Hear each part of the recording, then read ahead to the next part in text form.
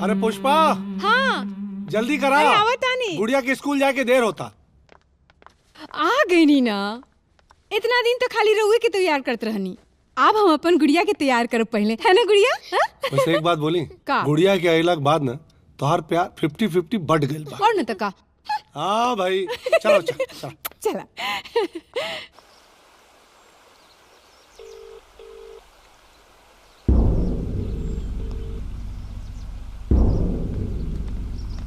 अमित, तू ऐजे बैठल बड़ा? अरे हमने के कहाँ कहाँ ना खोजनी। अच्छा एक बात बतावा, भाभी से कोनो बात भइल? अंजलि फोने नहीं खे उठावत। तो मैसेज करो। जवाब नहीं खे देत।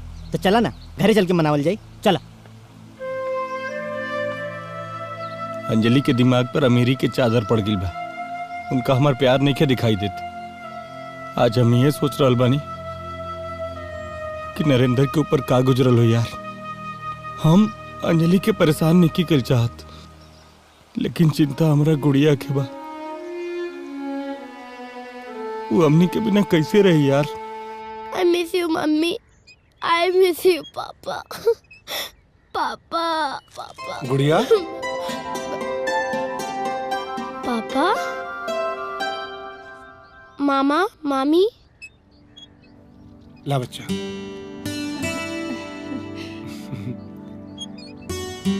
हमार गुड़िया रोवत अच्छा ना लगेले।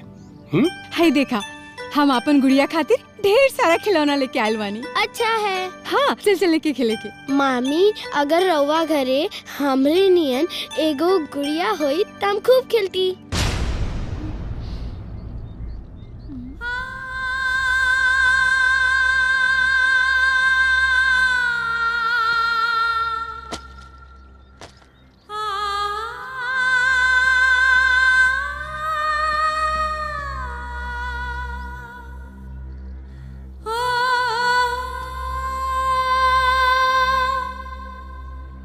हम होता नहीं बेटा। जी मामा जी।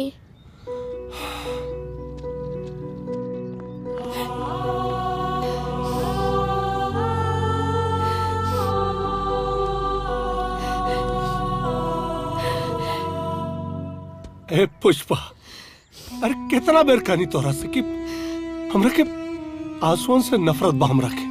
अरे बहुत कीमती बाड़ई। हम रुआ के कितना मार करनी कि रुआ दूसरे शादी कर ली, लेकिन रुआ हमार बात नहीं की माना। ऑब्जेक्शन मिलौट। अरे अजीब बात कर रहल बाड़ू। एक म्यान में दो तलवार रह सकेले का? तोरा के छोड़ के हम क्यों और के बारे में सोच भी नहीं की सकत।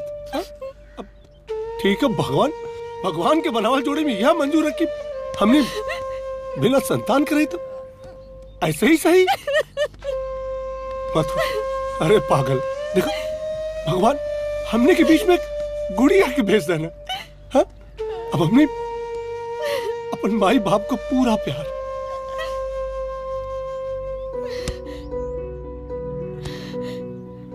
गुड़िया पे निछावर कर। केस डिसमिस।